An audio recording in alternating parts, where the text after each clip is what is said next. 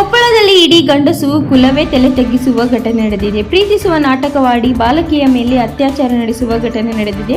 10ನೇ ತರಗತಿ ವಿದ್ಯಾರ್ಥಿನಿಯನ್ನು ಮೊದಲಿಗೆ ಪರಿಚಯ ಮಾಡಿಕೊಂಡ ಹರ್ಷ ಪೊಲೀಸ್ ಪಾಟೀಲ್ ಎಂಬಾತ ಪ್ರೀತಿಸುವ ನಾಟಕ ಮಾಡಿ ಜ್ಯೂಸ್ ಕುಡಿಸಿ ಬೆತ್ತಲೆ ವಿಡಿಯೋ ರೆಕಾರ್ಡ್ ಮಾಡಿಕೊಂಡಿದ್ದ.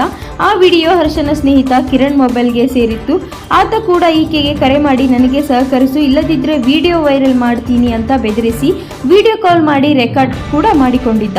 ಅದೇ ರೀತಿ ಕಳೆದುಕೊಂಡು ವರ್ಷದಿಂದ 7 ಮಂದಿ ಕಾಮುಕರು ನಿರಂತರವಾಗಿ ಅತ್ಯಾಚಾರ ಎಸಗಿದ್ದಾರೆ.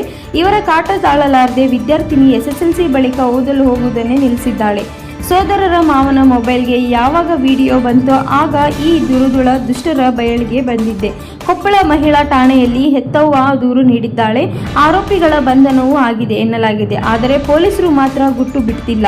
ಹುಡುಗಿ ಅಪ್ರಾಪ್ತೆ, ಆಕೆಯ ಭವಿಷ್ಯದ ದೃಷ್ಟಿಯಿಂದ ಆಕೆಯ ಗುರುತು ಬಹಿರಂಗ ಮಾಡುವಂತಿಲ್ಲ. ಕಾಯ್ದೆ ಪಾಲನೆ ಮಾಡಬೇಕು. ಸತ್ಯ ಆದರೆ ಆರೋಪಿಗಳನ್ನು ಅರೆಸ್ಟ್ ಮಾಡಿದ ಬಗ್ಗೆ ಸ್ಥಳ ಮಹಜರು ಸೇರಿದಂತೆ ಪೊಲೀಸರು ಯಾವುದೇ ವಿಚಾರ ಬಿಟ್ಟುಕೊಡ್ತಿಲ್ಲ. ಯಾಕೆ? ಬಂಧಿತ ಆರೋಪಿಗಳಲ್ಲಿ ಯಾರಾದರೂ ರಾಜಕಾರಣಿಗಳ ಸಂಬಂಧಿಕರ ಇದ್ದಾರಾ? ಕೂಲಿ ಕಾರ್ಮಿಕರ ಮಗಳಿಗೆ ನ್ಯಾಯ ಕೊಡಿಸೋ ಬದಲು ಕೊಂಚ ಸಪೋರ್ಟ್ ಮಾಡಿದ್ರೆ ಕಿಸೆ ತುಂಬುತ್ತೆ ಅಂತಾನಾ? ಮಾಧ್ಯಮಗಳನ್ನು ಒಂದು ವಾರ ಸುದ್ದಿಗೊಡದೆ ತಳ್ಳಿ ಬಿಟ್ರೆ ಮುಂದೆ ಅದು ಹಳೆ ಸುದ್ದಿಯಾಗಿ ಬಿಡುತ್ತದೆ. ಮ್ಯಾನೇಜರ್ ಮಾಡಬಹುದು ಅಂತೇನಾ? SP ಸಾಹೇಬರೇ, ಕೊಪ್ಪಳದಲ್ಲಿ ನಡೆದ ಕೃತ್ಯದ ಬಗ್ಗೆ ಒಂದು ಪ್ರೆಸ್ ಮೀಟ್ ಮಾಡಬಹುದಲ್ಲವೇ? ಕನಿಷ್ಠ ಪಕ್ಷ ಹೆಣ್ಣು ಮಕ್ಕಳಲ್ಲಿ ಜಾಗೃತಿಗಾರರು ಒಂದು ಸ್ಟೇಟ್ಮೆಂಟ್ ಬೇಡವಾ? ಹುಡುಗಿ ಬಗ್ಗೆ ಕಾನೂನು ಪ್ರಕಾರ ಗೌಪ್ಯತೆ ಕಾಪಾಡಿ, ಆದರೆ ಆರೋಪಿಗಳ ರಕ್ಷಣೆ ಆಗಬಾರದು ಅಲ್ಲವೇ?